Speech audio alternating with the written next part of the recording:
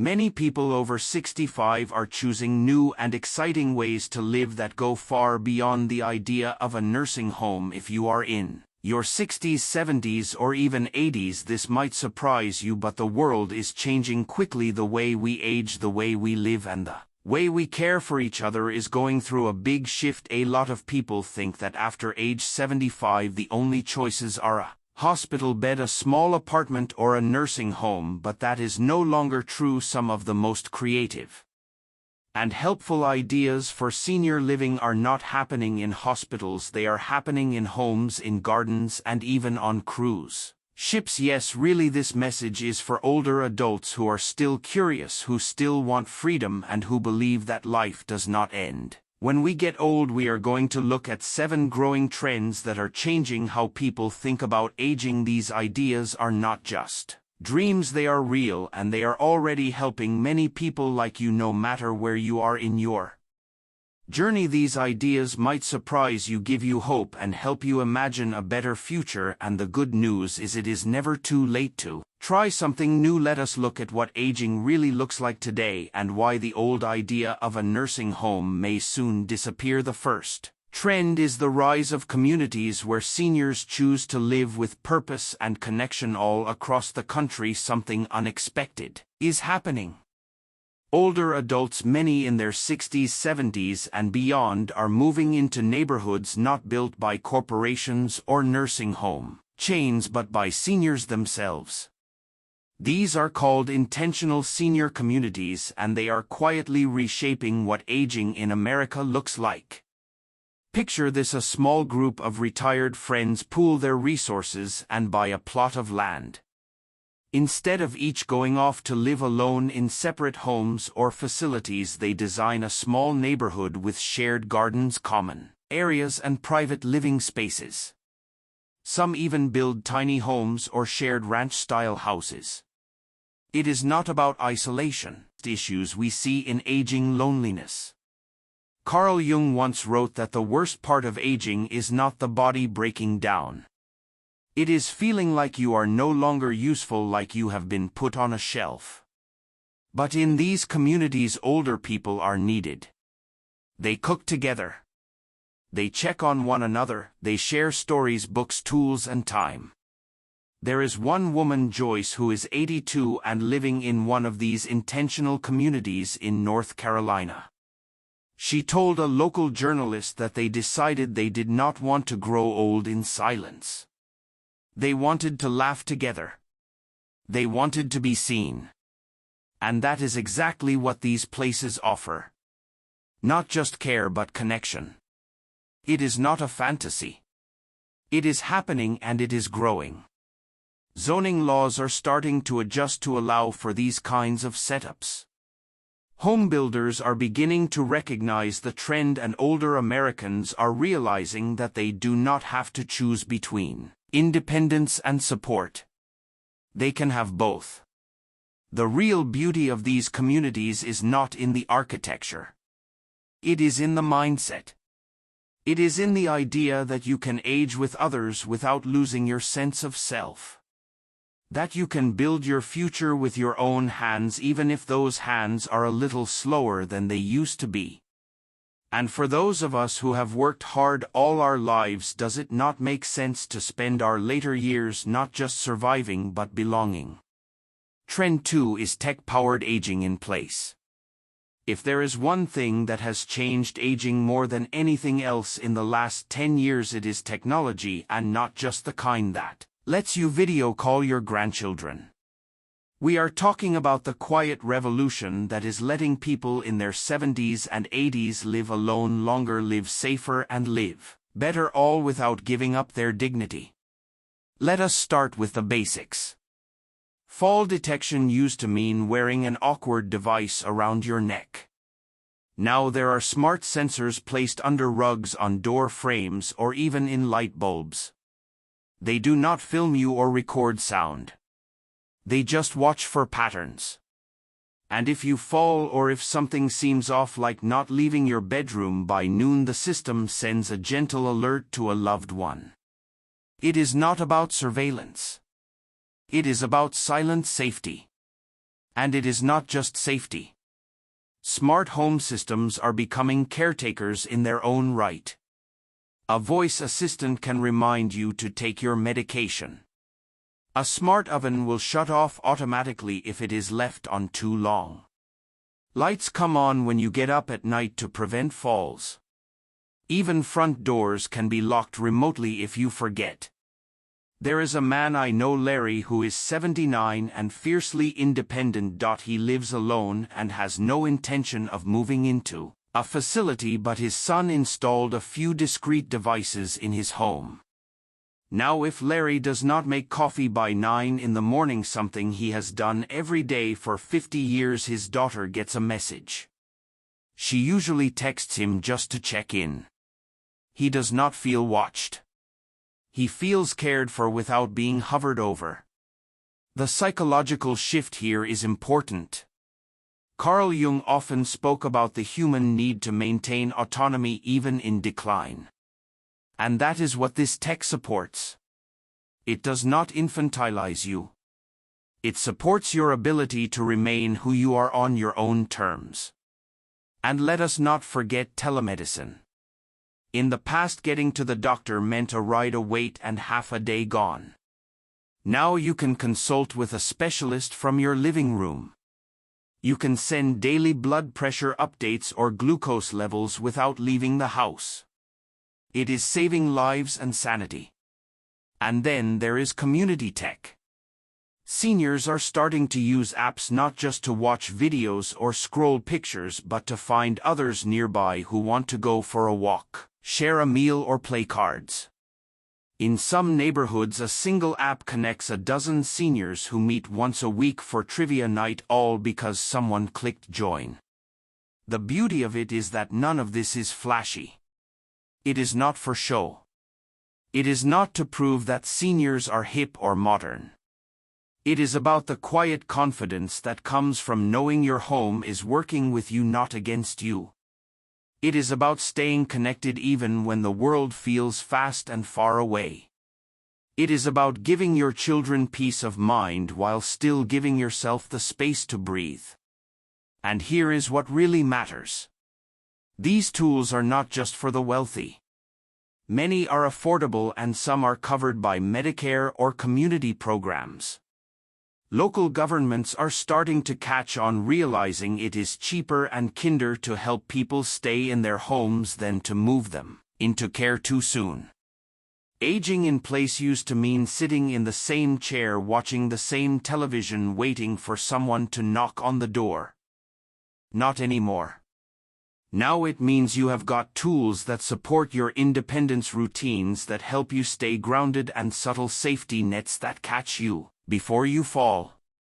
So if you are someone who values your home, your freedom, and your sense of self, this new trend is worth paying attention to. Because aging does not have to mean surrendering your space. It can mean upgrading it so it grows with you. If you are still watching this video and finding these insights valuable, please comment number 2 below to let me know you are here. And if you have not subscribed yet, I recommend you subscribe and turn on the bell so you do not miss any videos. Your support helps us continue creating good content to inform and inspire you.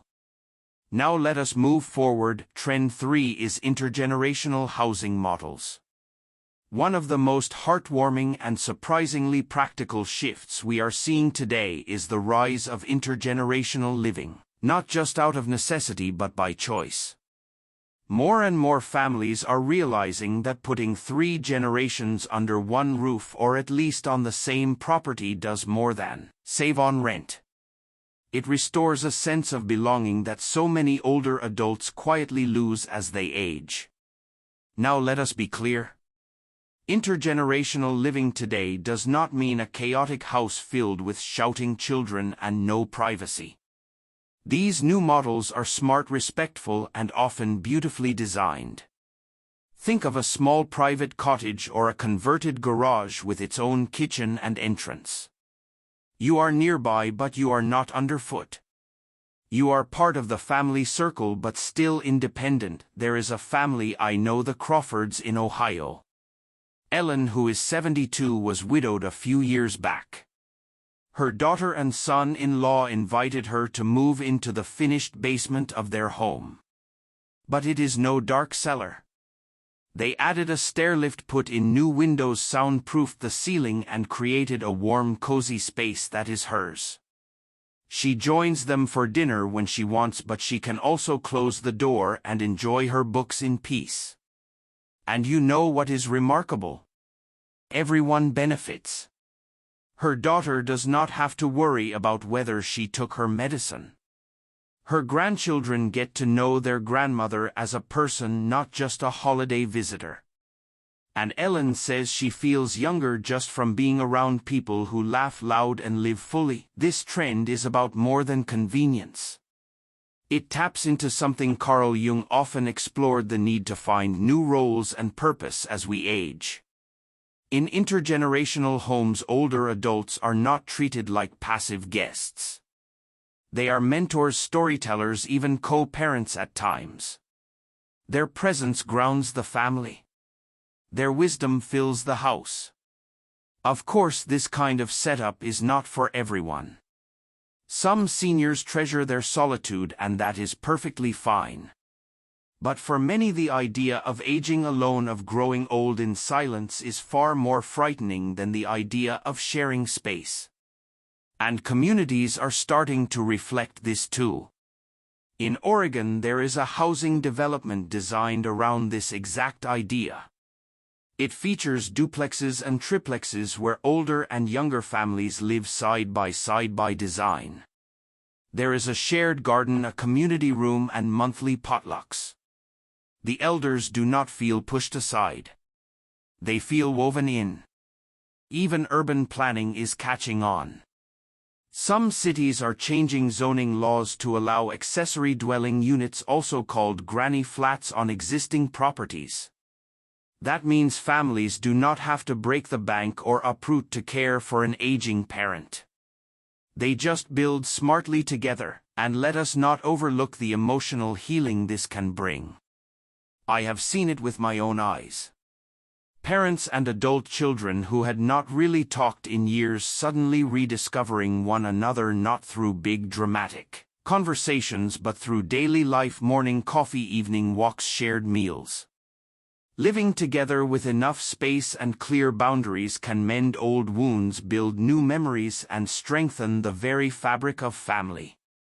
It is a quiet antidote to the loneliness that creeps in when we believe we are no longer needed. So if you have ever felt torn between maintaining your independence and staying close to those you love, know that there is a middle path. Intergenerational housing is not a step backward. It is a thoughtful step forward, a way to age with dignity, meaning, and connection. And in today's world, that might be the greatest gift of all. And if you haven't subscribed, please do, and turn on notifications. Your support keeps this work going. Trend 7: Wellness-focused retirement villages. What if aging wasn't about decline but reinvention? What if your home was designed around that belief? That's the vision behind a rising wave of wellness-focused retirement villages. These aren't the golf cart communities of the past. They're purpose-built places integrating movement, nutrition, social connection, and mind-body care every day with style and intention. At their heart, these villages often have wellness centers, not just gyms but spaces offering Tai Chi, group acupuncture, nutrition counseling, and community gardening. They understand aging well means maintaining vitality and building new strength, not just avoiding illness. Many are designed with experts: gerontologists, psychologists, behavioral economists who help weave healthy aging principles into sidewalks, lighting, building colors, and walking paths. The results are subtle but powerful. People walk more, smile more, engage more, and stay out of hospitals longer. What sets these villages apart is the sense of purpose. Residents mentor younger generations, lead events, and form clubs around hobbies like woodworking or plant-based cooking. There's a rhythm of contribution. You feel part of something real. Jung's ideas fit here again. He stressed integration, staying whole and curious, not splitting life into before and after retirement. These villages energize you rather than just house you. Not every village is affordable yet, but more non-profits, city programs, and foundations are working to build accessible versions, especially where older populations are growing fast. The future won't be rows of hospital beds but green homes, conversation circles, and gyms with instructors who understand what a 75-year-old body can do. And the biggest surprise? Many of these villages have long wait lists, not from desperation but excitement. Aging isn't an end. It can be a new chapter with better lighting, walking paths, and yes, better coffee. Final thoughts. If you're in your 60s, 70s, or 80s, you've probably heard, just prepare for the nursing home. But today, a different future is opening. A future where aging means gaining options, not losing control. A future where you live among friends, stay active and sharp, and choose your life on your terms. What stood out most? Co-housing with friends? Technology that keeps you safe without invading your privacy? Or the idea of aging in a vibrant, intergenerational village where each day feels like an opportunity instead of a countdown? These 7 trends aren't fantasy. They're happening now. Slowly but surely, the world is catching up to what we've known all along. Aging isn't something to fear. It's something to shape, with wisdom, courage, and community. Many of us grew up with the old story: work hard, raise kids, then fade quietly into a recliner. But that story is breaking apart. You don't have to settle for it. You get to write your next chapter. That's the power of staying informed and open-minded. So take what you've learned today, think about it, maybe talk it over with someone you trust. Because change doesn't always start big, it starts with a conversation, a new idea, or a small shift in how we imagine what's possible. Thanks for joining us. We'd love to hear from you. Please leave a comment sharing one thing you learned today and how you plan to use it. Your thoughts motivate and encourage us. If you found this video helpful, please like, subscribe, and share. Your support helps us keep creating content that informs and inspires. Thanks for watching. We'll see you next time.